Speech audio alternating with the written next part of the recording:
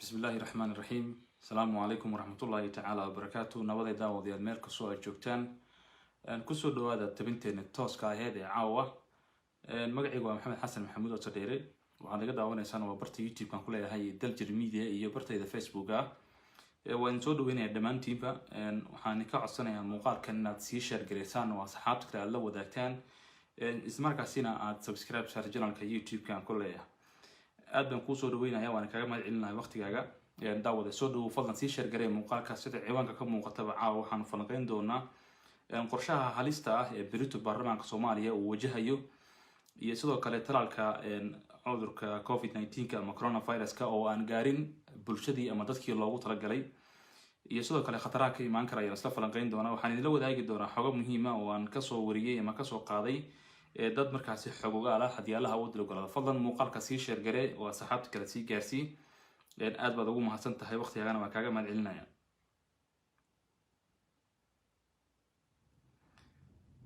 wagaag soo dhawaada mar kale daawadayaal ku soo dhawaada barnaamijka ratabinta tooska waxaan isla falanqeyn doonaa qodobada aan idin sheegay ee ah qorshaha halista ah ee baarlamaanka Soomaaliya berito uu wajahayo inagoo in caqabadooyin ka taagnaayeen baarlamaanka tan iyo maanta shalay ahayd oo markaasi mooshin ay looga doodi lahaa xaaladda ama caabuqa COVID-19 markaasi loo soo gudbiyay markaasina qaar kamid ah xildhibaanadu ay markaasi ka hor yimaadeen ama ay carqaladeeyeen xildhibaanadii iyo waxa laga yeelaya iyo go'aanka maanta ay qaateen iyo qorshaha halista ah oo maalinta berito ah laga filayo baarlamaanka ayaan idin la wadaagi doonaa xog rasmi ah oo aan ka soo wariyay dad markaasi goob joogayaal iyo xogayaal ayaan idin la wadaagi doonaa haddii Allah uu dalhiyo ogolaado fadlan muuqaalka sii share garee oo asxaabta kale sii gaarsii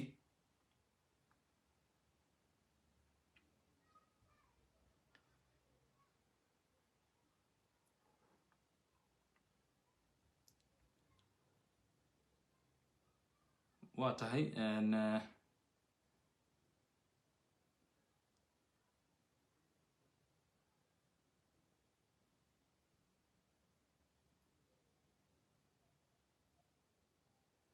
soo dhawaada daawadayaal meel kastoo aad joogtaan qorshaha ama mawduucaas ayaan isla falanqeyn doonaa haddii Allah uu dilo ogolaado fikirkiinana aad baan u soo dhaweynayaa dabcan waad la wadaagi kartaa fikirkaaga waana xusi doonaa dabcan fikirkaaga iyo markaasi waxa markaasi ay kula tahay baa waan soo dhaweynayaa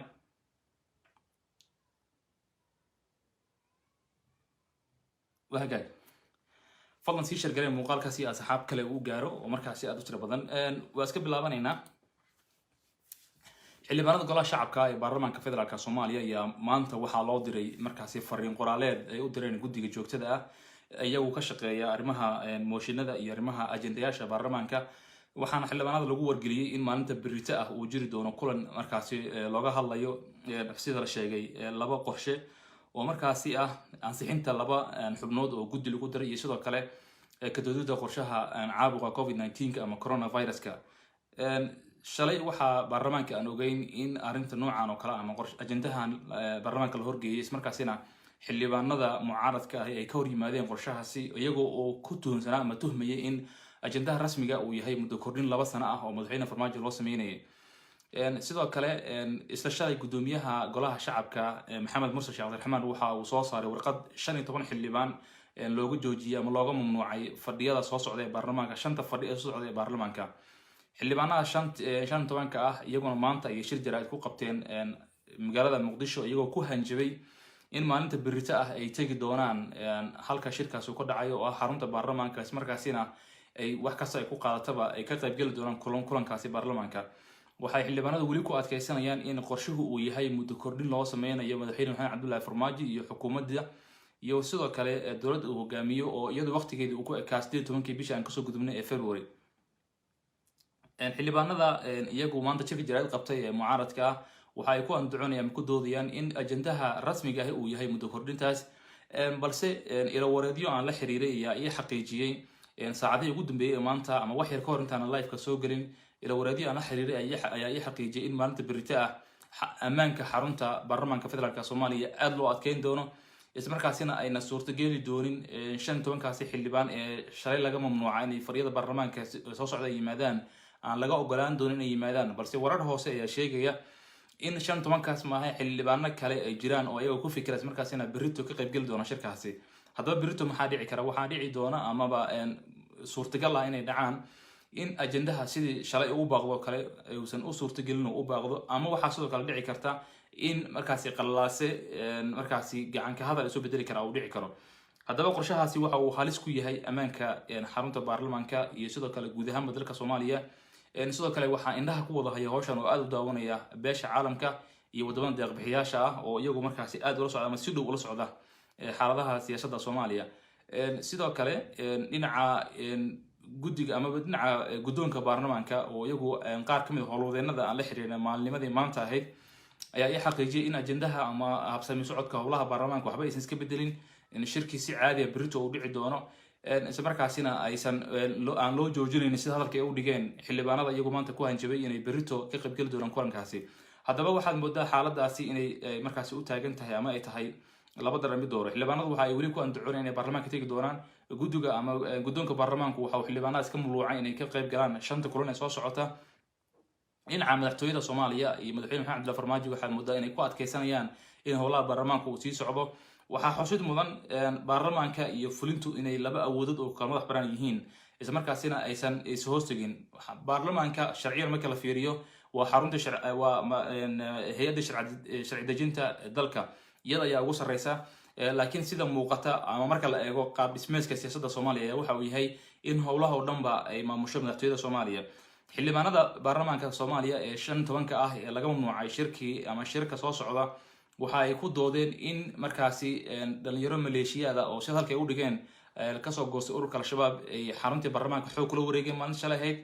waxa ay xuseen mid kamid ah hogaamiyaasha dhalinyaradaasi oo iyagu markaasi ay ku sheegeen inuu yahay nin kasoo baxsaday al-shabaab markaasina xirnaa oo xukunaa, laakiin sifa kasta ku dhacday ku biiray nabad sugidda Soomaaliya.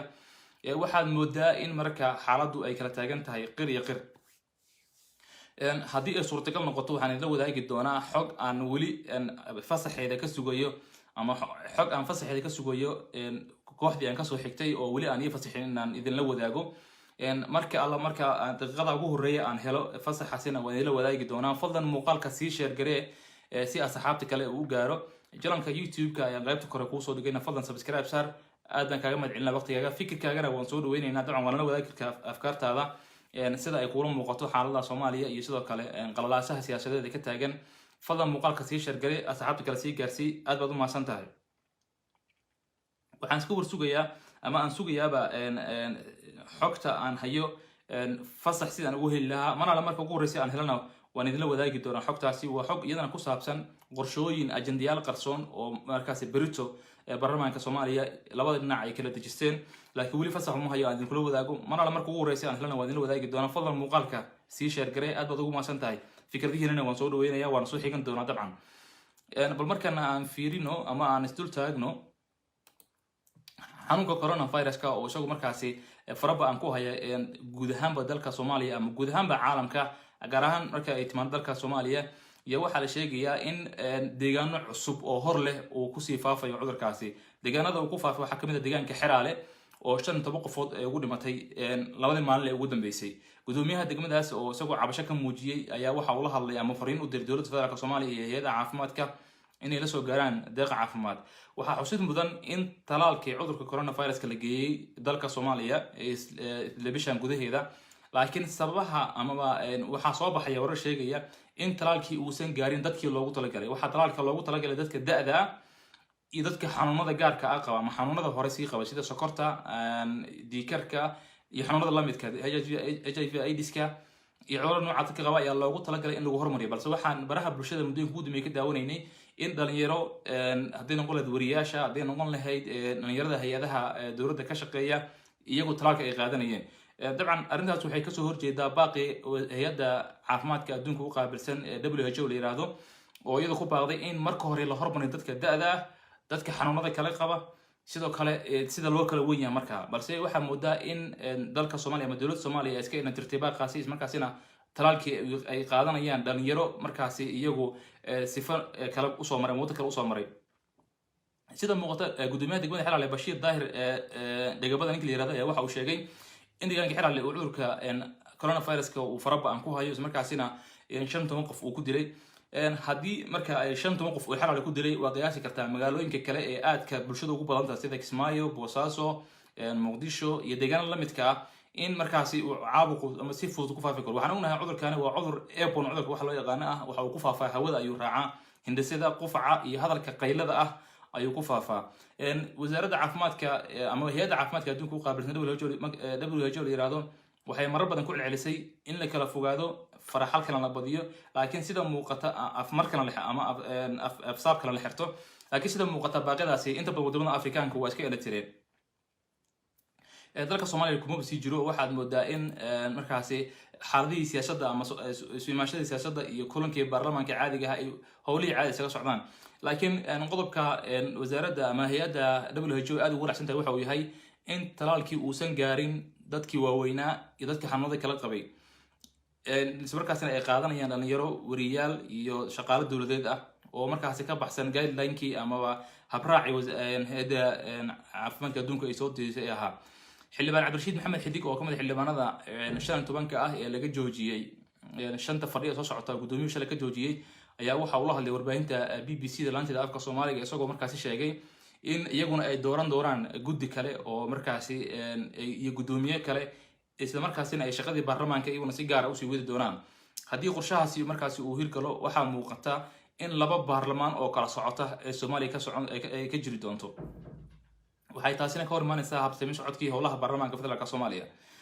sidoo kale xildhibaan Cabdirashiid waxa uu sheegay in aqalka sare hadda uu xiran yahay sababo la xiriira muran iyo isfahamuhu soo kala dhex galay hoggaanka sare ee aqalka sare.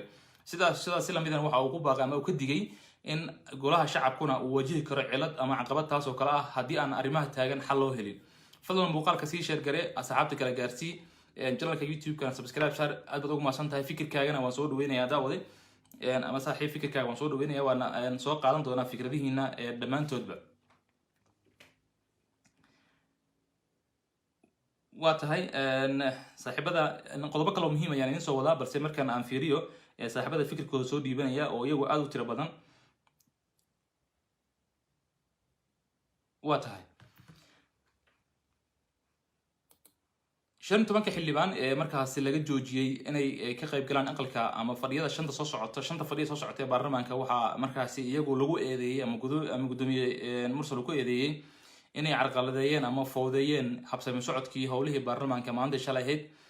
xildhibaanadaas waxaa xusid mudan in yihiin dhammaan xildhibaano mucaarad ah oo markaasi si uun u taageersan afkaarta midowga musharaxiinta ee Soomaaliya iyo sidoo kale qaar kamid ah maamul goboleedyada dalka Soomaaliya. shirkii maamul goboleedyada ama 5 madaxweyne maamul goboleed berrito ayaa isma loo balansay dib inuu bilowdo. waxaa sidoo kale ama dadaalo shirkaasi maanta berrito ama maanta Talaadada ah oo shirkaasi ay ku biiraan madaxweyne Farmaajo iyo sidoo kale ra'iisul wasaare Maxamed Xuseen Rooble iyo sidoo kale gudoomiyaha gobolka Banaadir Cumar Finish. haddii dadaalladaas ay wadaan qorqor iyo xildhibaanada qaarkood ay ku guuleystaanna waxaa muuqata in shirkan ay kasoo noqon doono kii lagu xalin lahaa xaaladaha ama arrimaha doorashooyinka ee muddooyinka ugu dambeeyay qallaasa ay ka taagnaayeen. fadlan muuqaalka sii share gare, asxaabta kalena gaarsii. aad baan kaaga mahadcelinayaa waqtigaaga. xalay waxaan idinla wadaagay in midowga Yurub ay ku hanjabeen inay dhaqaalaha ka jiri doonaan dowladaha Soomaaliya iyo Tanzania sababo ay ku sheegeen in ay u hoggaansami waayeen awaamirtii iyo sidoo kale codsiyada ka imaanayay midowga Yurub oo la xiriiray la dagaalanka cudurka coronavirus-ka iyo sidoo kale qabsoominta doorasho ka qabsanta dalka Soomaaliya oo ay markaasi si weyn markaasi u dardargelinayeen midowga Yurub inay doorasho dhacdo. sidoo kale waxaad moodaa xaaladaha ammaanka dalka Soomaaliya muddooyinka ugu dambeeyay inuu degan yahay, isla markaasina aysan jirin wax caqabado ah oo markaas laga soo digayo ama la soo sheegayo. waxaan idinla wadaagi doonaa arrimaha doorashooyinka hadba sida ay isu soo taraan iyo xaaladaha guud ahaan siyaasadda Soomaaliya hadba sida ay isu soo tarto. waxaan weli sugayaa fasax markaasi la xiriira xog aan hayo oo markaasi aan ka sugayo, laakiin inaan idinla wadaagi karo in kale kooxdii aan kasoo xigtay xogtaasi marka ugu horeysa aan helana waa idinla wadaagi doonaa. aad baad ugu mahadsantihiin daawashadiina. fadlan muuqaalka sii share gare, asxaabta kalena gaarsii. sidoo kale channelka YouTube-ka subscribe saar. aad baad